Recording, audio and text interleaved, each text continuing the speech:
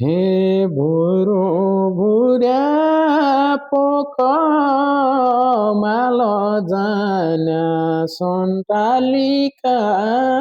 भुरु भुर्या पोक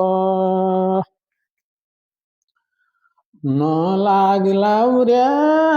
भोक खाना दिने आमा छैन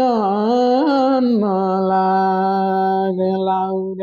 भोक पलाई गयो पाथी लागि गो बसन्त ऋतु